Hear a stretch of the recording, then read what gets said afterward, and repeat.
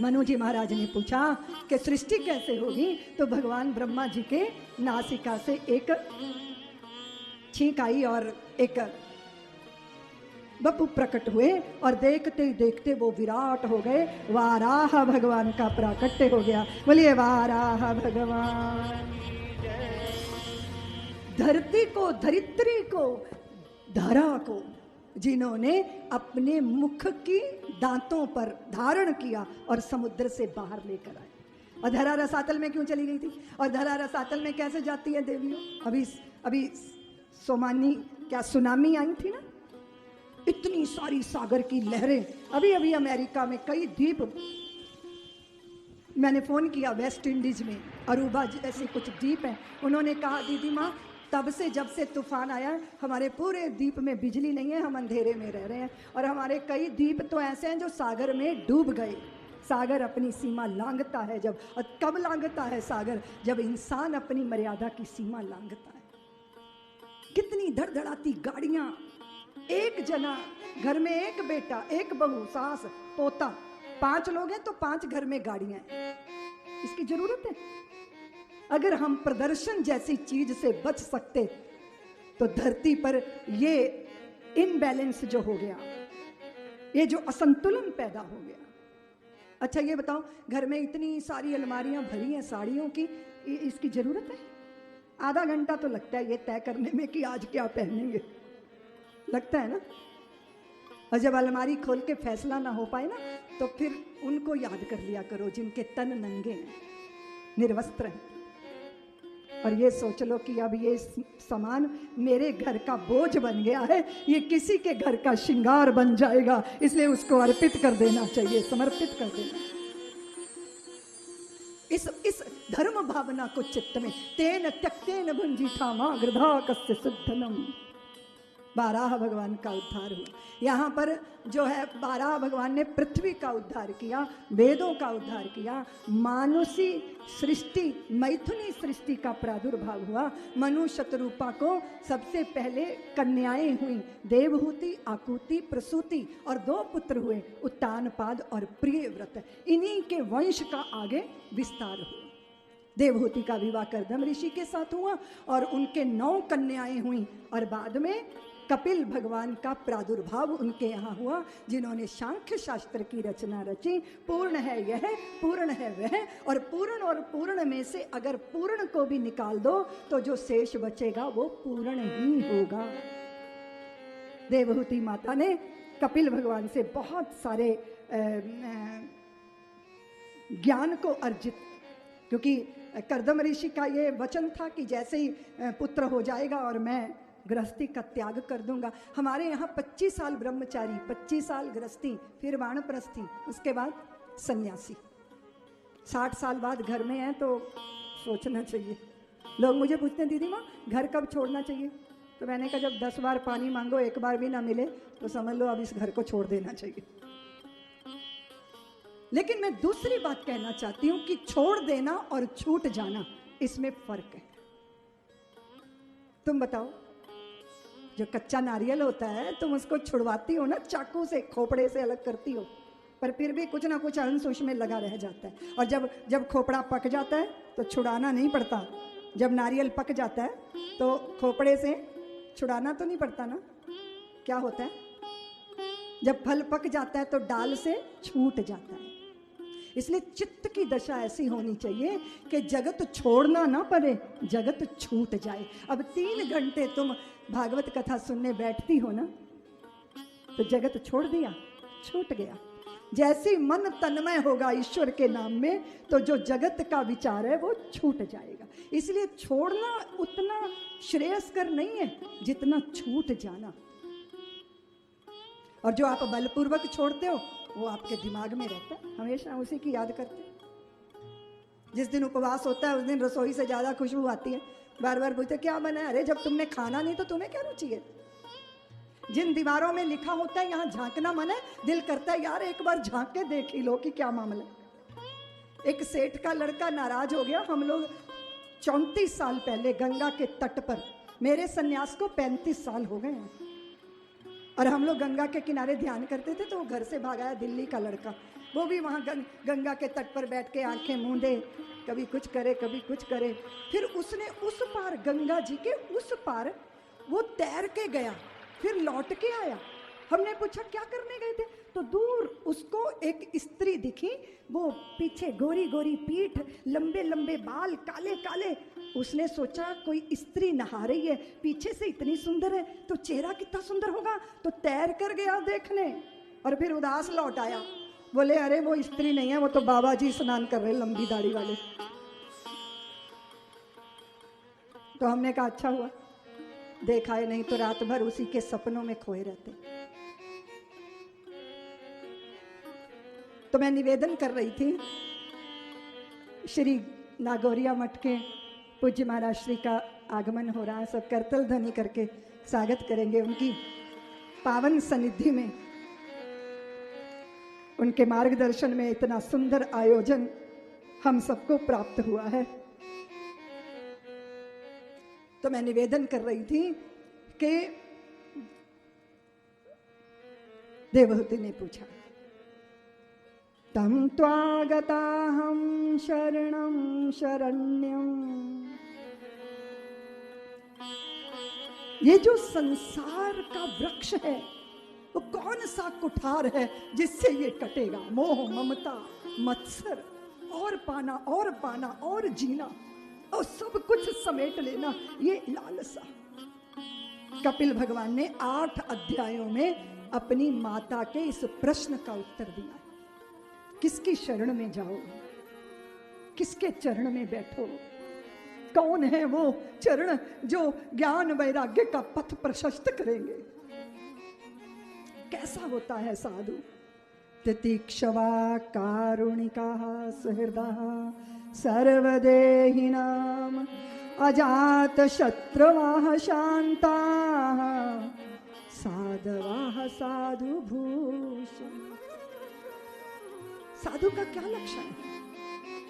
मैंने निवेदन किया था कि बाहरी वेश तो महत्वपूर्ण है, लेकिन स्वभाव तितिक्षा, जो तितिक्षु, सुख दुख लाभ हानि हर्ष विषाद के इन सारी मार को, इस सारी वेदनाओं को जो शांत होकर झेल सके। कारुणिका, जिसके चित्त में करुणा हो। और आप कहते हो कि दीदी माँ हमारे मन में भी बड़ी दया आती है, पर जब तुम्हारे मन में दया आती है तो किसी दयनीय को देख के आती है। दया परिस्थिति वश होती है देवियों, लेकिन करुणा स्वभाव का हिस्सा होती है। करुणा, और जिसके मन में करुणा होती है वो क्रांतिकारी होता है। करुणा और क्रांति साथ साथ चलती है। सुहृदा, चित्त के अंदर नेह, प्रेम, संवेदनशीलता और सबके प्रति हित बुद्धि, अजात शत्रुवा। ऐसा नहीं है कि साधु के शत्रु नहीं होते, बहुत शत्रु होते हैं साधु के, लेकिन साधु किसी से अपनी शत्रुता मानता नहीं है। अजात शत्रुवा, शांत।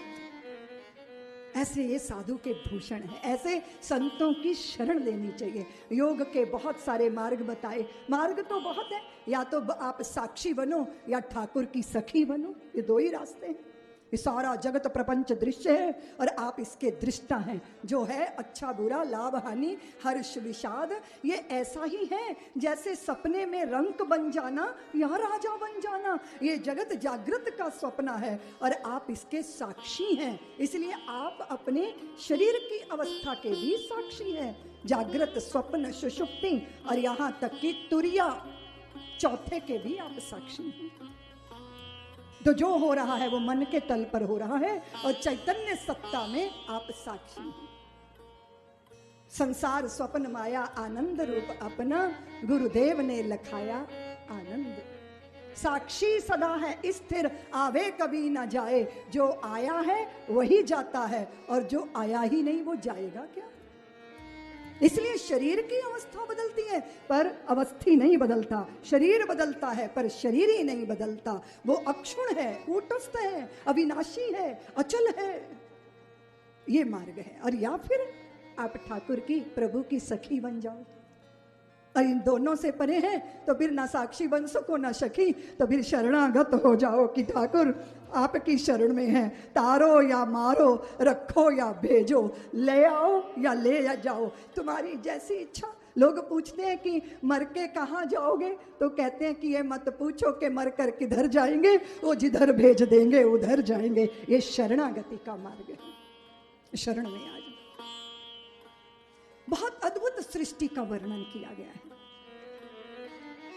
पंच महाभूतों की ये सृष्टि, क्षिति जल पावक गगन समीरा, पंच तन मात्राएं, पंच कर्म इंद्रियां, पंच ज्ञान इंद्रियां, चतुष्टय अंतःकरण, 24 तत्व हैं और 25वां है महाप्राण। विराट पुरुष की आंखें खुलती हैं। सारी सृष्टि अष्टधा सृष्टि। और अगर सृष्टिकर्ता को ना दिखाई दे तो सृष्टि तो दिखाई दे रही है ना, क्यों? कभी नदियों को देखा, कल कल निनाद करती, आसमान की नीलमता, फूलों का कलियों का चटक के फूल बनना, तितलियों का मंडराना, सागर का उताल तरंगे भरना, और आपके भोजन का किया हुआ परिपाक आपकी काया में चेतना बनके, शक्ति बनकर, मेधा बनके, वीर रज बनकर प्रकट होना, ये सब कितना अद्भुत है, कितना आश्चर्य है। ऐसी अद्भुत सृष्टि के रचयिता वो कितने प्यारे होंगे जब उनकी कला इतनी सुंदर है। और शायद जितना सुंदर तरीके से बच्चे सृष्टि को देखते हैं ना, हम लोग तो विचारों में उलझे हुए लोग हैं। पूर्णिमा का चांद देख लेना रास घटित हो जाएगा हृदय के अंदर।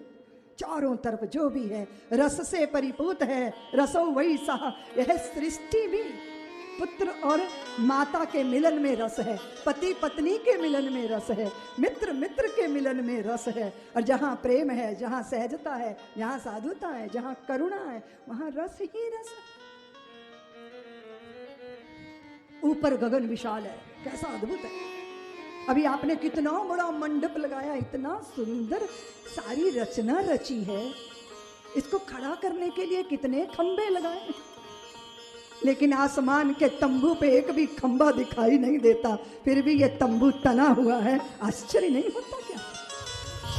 छोटी मोटी कोई राख विभूति निकालने वाले बाबा आ जाते हैं तो तुम पगला जाते हो कि चमत्कार हो गया, लेकिन इससे बढ़कर चमत्कार और क्या होगा जो सृष्टि में दिखाई दे रहा है।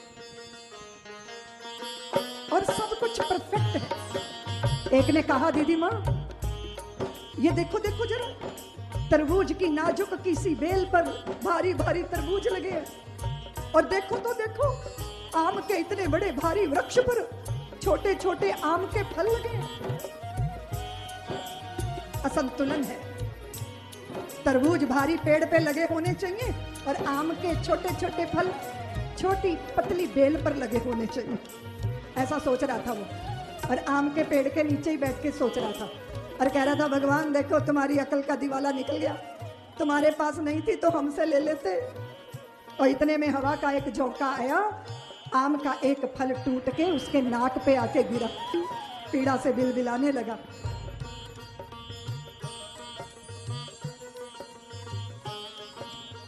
चेहरा लाल हो गया, हाथ जोड़ के कहता है, प्रभु आपकी प्लानिंग परफेक्ट है। अगर मेरी योजना अनुसार इस पेड़ पे तरबूज जैसा भारी फल लगा होता तो अभी चेहरे का भूगोल बिगड़ गया होता। आप जो करते हो अच्छा करते हो। क्या ख्याल है आपका? अच्छा है ना?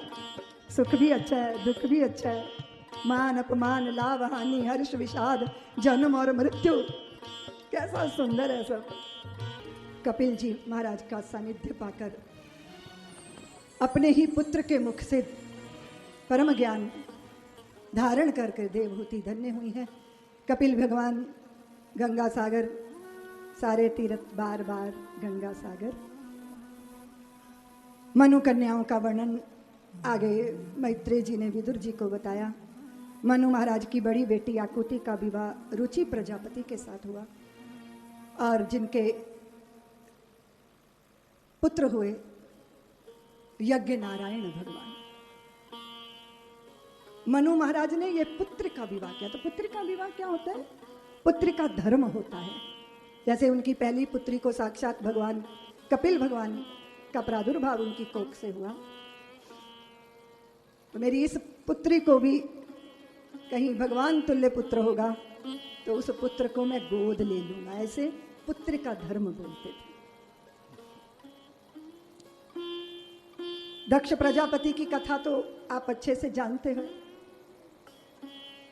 कहो खगेश असको जगमाही, प्रभुता पाए जाहे मद नाही। अगर आपको छोटी मोटी कोई मिल जाती है व्यवस्था में कुछ पद प्रतिष्ठा तो मदोन्मत्त व्यक्ति हो जाता है। पदों पर रहकर विनम्र रहना, ये लोक संग्रह का एक बड़ा सूत्र होता है। जब मुझे पता चला कि हमारे मोदी जी यहाँ भारतीय जनता पार्टी के जिले के अध्यक्ष हैं, तो उनकी लोकप्रियता और धर्म अज्ञता वो कैसे हुआ, उसका दृष्टि दर्शन जब प्रथम दिन यहाँ कलश यात्रा का दर्शन किया तो समझ में आया कि मोदी जी प्रधान होता है, प्रधान जजमान है, प्रधान संकल्प करता है, पर पूरा नगर उनके संकल्प के साथ आकर खड़ा हो गया। इसको लोकप्रियता बोलते हैं। और संसार का कोई भी धन पाना आसान है, पर लोकप्रियता पाना बहुत मुश्किल होता है। और लोकप्रियता का धन उनको मिलता है जिनके चित्त में विनम्रता होती है। जैसे वृक्ष लद जाते हैं फलों से तो झुक जाते हैं ना, ऐसे व्यक्ति भी ऊंचे पदों पे हो, बड़े काम करे, पर स्वयं बड़ा बनने की कोशिश। इसलिए पद वाले के चित्त में विनम्रता होना। नहीं तो कई बार अहंकारियों को पद मिलता है तो वो जैसे नीम पे वो करेला, एक तो करेला ऊपर से नीम चढ़ा। बहुत सारे लोग हैं जो अकड़े रहते हैं अमचूर की तरह। अरे हमने कहा क्यों अकड़े हो, अकड़ा तो मुर्दा होता है, तुम तो जिंदा हो, किस चीज की अकड़ है। और जो पद प्रतिष्ठाएं हैं ये कोई परमानेंट तो होती नहीं, ये तो मिलती हैं चली जाती हैं। इसके लिए मान कैसा, अभिमान कैसा। और दूसरी बात है, शरीर से पाई हुई उपलब्धियां नहीं टिकेंगी। अरे ये तो छोड़ दीजिए, जिस शरीर से इन उपलब्धियों को उपलब्ध करते हैं वो शरीर ही नहीं टिकने वाला। ये परमानेंट है क्या? इसलिए जो इस सत्य को जानता है वो बड़े कार्य करता है, बड़े पदों पे होता है, पर वो बड़ा स्वयं बनने का प्रयत्न। इसलिए अभिमान से मुक्त होना, इसकी कला कैसे आए। मैंने तो देखा लोगों को सात्विक अभिमान बहुत हो जाता है। जिनके पास धन है वो तो अभिमानी है ही, और जो धन का त्याग करता है वो ज्यादा बड़ा अभिमानी। जो चाय नहीं पीते ना, वो चाय पीने वालों का नाक में दम किए रहते हैं। अरे चाय छोड़ी है, कोई जहान तो नहीं छोड़ दिया। सुबह 3 बजे तुम उठो, ध्यान करो, साधना करो, किसी को कानों कान खबर ना हो, लेकिन तुम तो उठते हो तो पूरे मोहल्ले को पता चलता है कि तुम जाग गए। औरों की नींद का ख्याल कर लेते जरा। त्याग का अभिमान बहुत खतरनाक होता है, और उस अभिमान से मुक्त होना ये तो ईश्वर की कृपा हो तभी मुक्ति मिल सकती। इसीलिए त्यागी का जो अभिमान है, छोड़ दिया है, जो मैंने छोड़ दिया। दीदी माँ 50 बीघा जमीन को लात मार के निकल आया। मैंने कहा ढंग से लगी नहीं, अगर लगी होती तो याद ना रहती। 50 साल बाद भी 50 बीघा जमीन याद है तो लात कहाँ मारी, वो तो सिर पे चढ़ी बैठी है। ये त्याग नहीं है, ये दम्भ है, ये अभिमान है। अहंकार की पोटली और भारी कर ली है भैया।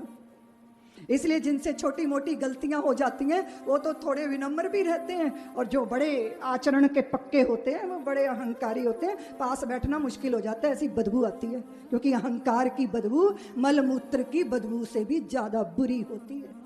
और अभिमानी को भगवान नहीं मिल सकते। दुनिया की वाह मिल सकती है, पर ठाकुर नहीं मिल सकते। ठाकुर उनको मिलते हैं जो अकिंचन हो जाते हैं, ना कुछ हो जाते हैं। फिर उनके जीवन में उनकी भक्ति निष्काम, कुछ नहीं चाहा, पद भी नहीं, प्रतिष्ठा भी नहीं। लेकिन दक्ष प्रजापति हो गए तो उनको अभिमान हो गया, अहंकार हो गया। भगवान शंकर ने प्रजापतियों की सभा में उनका उठकर सम्मान नहीं किया। ये चित्त में दाह पैदा हो गया, तो शंकर प्रभु का अपमान करने के लिए यज्ञ का आयोजन किया। अरे भैया तुम शुभ कर्म कर रहे हो, पर इरादे भी तो अच्छे होने चाहिए। कर्म तो अच्छे हैं पर इरादे तो अच्छे नहीं है। यज्ञ करवा रहे हो, दुनिया कहती है वाह वाह क्या बात है, लेकिन ये तो तुम्हें पता है कि पड़ोसी का नाश करने के लिए यज्ञ करवा रहे हो। कर्म तो अच्छा है पर इरादा अच्छा। और फिर हुआ क्या, आप अच्छी तरह जानते हो। भगवान शंकर को बहुत अपमानित होकर वहां से जाना पड़ा। बाद में एक यज्ञ का आयोजन हुआ, सती को आग्रह हुआ कि मुझे जाना ही है। ये कथा आप अच्छी तरह जानते हो, पवित्र लोक पावन कथा है ये, भारतीयों के हृदय में विराजमान कथा है ये। वो यज्ञ, जैसे यज्ञ में शिव नहीं, उस यज्ञ में सती गई, अपमानित हुई। और मायके का अपमान भारी लगता है। अगर मायके में उपेक्षा हो जाए ना, अच्छा नहीं लगता बेटियों को। और पिता के घर में पिता ने ही अपमान कर दिया। तो योग अग्नि में सती ने अपने तन का त्याग किया। एक गांव के कुएं में कुतिया गिर गई और गिर के मर गई, सड़ गई, बदबू आने लगी। तो लोगों ने कहा इसमें गंगा जल डालो, गुलाब जल डालो, कन्या भोज करवाओ, भागवत कथा करवाओ, भैया साधुओं को बुला के भंडारा करवाओ, कुएं को पवित्र करना है। लाखों रुपया चंदा हो गया, ज्ञान यज्ञ भी हो गया, गंगा जल भी आ गया, गुलाब जल भी डाल दिया घड़े भर भर के, लेकिन कुएं से बदबू आना बंद नहीं हुई। लोगों ने कहा पंडितों ने इतना खर्चा करा दिया और कुआं वैसा का वैसा ही है। शिकायत लेके पंडित जी के पास गए। पंडित जी ने पूछा कुएं से कुतिया बाहर निकाली? बोले कुतिया तो कुएं में ही है, गंगा जल बहुत डाल दिया, गुलाब जल बहुत डाल दिया। पंडित बोले मूर्खों, कुएं से कुतिया तो बाहर निकालो, तभी तो ये कुआं पवित्र होगा। तो भैया ये जो हृदय के कुएं में अहंकार का कुत्ता सड़ रहा है, पहले इसको तो निकालो, उसके बाद गुलाब जल गंगा जल सार्थक हो। ये जो बड़प्पन का अभिमान है, मैं हूं मैं हूं, अरे भैया तू क्या है? इस इतने बड़े विराट जगत में तेरी क्या बिसात, क्या है? और फिर आप अच्छी तरह जानते हो कि दक्ष का वो यज्ञ विध्वंस हुआ था। उसको पूर्ण करने के लिए दक्ष को पूरा रूपांतरित होना पड़ा था। बकरे का मुख लग गया था, मैं करने वाला बकरा। जब ईश्वर की आराधना में तू तू तू करने लगा, तब भगवान प्रसन्न हुए। आशुतोष भगवान, बड़ी प्यारी, बड़ी पवित्र, बड़ी बोध कथा है ये। और साधना उसको कहते हैं जो व्यक्ति के भीतर को बदल दे, रूपांतरित कर दे। हमारी चित्त वृत्तियों का रूपांतरण हो जाए, हमारी कठोरता करुणा में बदल जाए, अरे हमारे चित्त का लोभ जो है वो दान वृत्ति में बदल जाए, वासना प्रार्थना में बदल जाए। साधना आंतरिक रूपांतरण का नाम। बहुत प्यारी कथा। और आप जानते हो कि सती ने तो बहुत वियोग झेला, साथ रह के भी कभी साथ नहीं रही वो, क्योंकि पहले प्रभु राम जी की परीक्षा ले ली थी, फिर भगवान ने टोका था तब भी यज्ञ में चली ही गई थी। और कभी कभी रूपांतरण जो है ना, वो शरीर बदल कर होता है। इस शरीर की साधना से नहीं, शरीर को ही त्यागना होगा। फिर पार्वती बनकर प्रकट हुई थी और फिर घोर तप किया, रूपांतरित हुई, और फिर शिव शंभू पाए थे। और विश्व प्रसिद्ध भोले बाबा की बारात, सारा संसार अचंभित हो गया था। और फिर जब विश्वास और श्रद्धा का मिलन हुआ था, तब गणपति जैसे समाधान का प्राकट्य, कार्तिकेय स्वामी का प्राकट्य हुआ। बड़ी प्यारी कथा। मनु जी के पुत्र, आगे चल के उत्तानपाद की कथा आती है। और वैसे तो सभी उत्तानपाद हैं, माँ के गर्भ में सब उल्टे ही लटके रहते हैं। सुरुचि और सुनीति, दो पत्नियां सभी उत्तानपादों की होती हैं। रुचि से चलने वाले ज़्यादा मजे में सोचते हैं अपने को, और सुनीति से चलने वाले वो धर्मात्मा पुरुष होते हैं। लेकिन प्रत्येक उत्तानपाद की सुनीति वनवास ही जाती है, सुरुचि ही घर में डेरा लगाए रहती है। और सुरुचि अपनी रुचि, वाह क्या बात है, आज तो बड़ा स्वादिष्ट रुचिकर भोजन, और रुचिकर भोजन में उत्तम आनंद आ गया। तो सुरुचि को उत्तम जैसा पुत्र हुआ था और सुनीति को ध्रुव जैसा बालक हुआ था। कौन बालक है जो अपनी माता की गोद में ना, पिता की गोद में ना बैठना चाहे? लेकिन सुरुचि ने पकड़कर हाथ पिता की गोदी से नीचे धक्का देके, और यह कहकर कि पिता की गोद चाहिए तो जाओ तप करो, मरो, और फिर मेरी कोख से पैदा हो, तब पिता की गोद मिलेगी। इतना अभिमान सुरुचि को भी माता की वाणी के बाण ने हृदय घायल कर दिया था। और देखो देवियों, तुम चाहे जितना मर्जी अच्छा काम कर लो, लेकिन अगर वाणी कठोर और कटु है ना, तो किसी को प्रिय तो लग नहीं सकते। वाणी के घाव बड़े गहरे होते हैं। अगर तुम्हारा परिवार जुड़ा है तो तुम्हारे वाणी का प्रताप है, और अगर तुम्हारा परिवार टूटा है तो तुम्हारी वाणी का ही कारण है। कैसी वाणी? ऐसी वाणी बोलिए मन का आपा खोए, औरों को शीतल करे आपऊ। कईयों के तो मुंह में लगता है करेला ही रखा है, कड़वा ही बोले जाते हैं। लगता है हे भगवान इनके मुंह में गुड़ कैसे घोल दें। लेकिन क्या करें, जब तक हृदय में प्यार नहीं होगा तब तक वाणी से कैसे आएगा। और ये वाणी की मधुरता, हे परमात्मा भारत की सारी देवियों को वाणी में मधुरता दे दो, वात्सल्य दे दो, प्यार दे दो, करुणा दे दो, और सास बहू के बीच में तो ऐसा अद्भुत गुण घोल दो प्रभु कि भारत के कुटुंब बचे रहे। लोग मुझे पूछते हैं दीदी माँ ये भारत कैसे बचा रहा, इतनी सारी गुलामी के काल में भी भारत भारत बना रहा। तो मैंने कहा रावण को मारना आसान था, क्योंकि उसकी नाभि का जहर अमृत पहचान लिया गया था, मारना आसान हो गया। और हमारा अमृत हमारे पास था। हमारा अमृत क्या था? हमारा कुटुंब। क्या बोलो ना, कुछ तुम भी तो बोलो। और कुटुंब की धुरी में कौन थी? तुम ही तो थी। भारत की स्त्रियां, हम दो और हमारे दो वाला झंझट तो था नहीं। किसी की चाची थी, ताई थी, बुआ थी, मित्र थी, प्रेमिका थी, पत्नी थी, भगनी थी, कितने रिश्ते, सबको संभाला। और अगर कोई मुझसे कहे कि भारत भारत कैसे बना रहा, तो भारत की नारियों ने भारत को भारत बनाए रखा। कुटुंब की सुदृढ़ता बनी रही। गुलामी के घोर काल में हमने अपने आप को नहीं बेचा, अपने धर्म को नहीं बेचा। सीकरी में गए, दुनिया गई, तानसेन गए, लेकिन हरिदास नहीं गए, तुलसीदास नहीं गए। संतन को कहाँ सीकरी सो काम, आवत जात पनहियां टूटे बिसर जात हरि नाम। अगर रामानंदाचार्य जी ने समानांतर सत्ता को स्थापित ना किया होता, अगर वल्लभाचार्य जी ने समानांतर सत्ता यानी दिल्ली के दरबार में हमने सर नहीं झुकाया, द्वारकाधीश को ही अपनी सरकार माना और वहीं अपना माथा झुकाया, हमने अपनी आत्मा को गुलाम नहीं होने दिया, अपने मन को गुलाम नहीं होने दिया। ये प्रताप, और उसको सींचती रही भारत की देवियां। लोग मुझे पूछते हैं दीदी माँ कहाँ से आई हो, तुम्हारा कोई परिचय? मैंने कहा सारे भारत की बेटियों का, सारे भारत की देवियों का परिचय देती हूँ। मेरा परिचय इतना कि मैं भारत की तस्वीर हूँ, मातृभूमि पर मिटने वाले मत वालों की पीर हूँ। उन वीरों की दुहिता हूँ जो हंस हंस झूला झूल गए, उन शेरों की माता हूँ जो रण प्रांगण में जूझ गए। मैं जीजा की अमर सहेली, पन्ना की प्रतिछाया हूँ, हाड़ी की हूँ अमिट निशानी, मैं जसवंत की माया हूँ, कृष्णा के कुल की मर्यादा, लक्ष्मी की शमशीर हूँ। मेरा परिचय इतना कि मैं भारत की तस्वीर हूँ। हल्दी घाटी की रज का सिंदूर लगाया करती हूँ, अरिशोणित की लाली से मैं पांव रचाया करती हूँ। पद्मावत हूँ रत्न सिंह की, चूड़ावत की सैनानी, मैं जौहर की भीषण ज्वाला, रणचंडी हूँ पाषाणी, माँ की ममता नेह बहन का और पत्नी का धीर हूँ।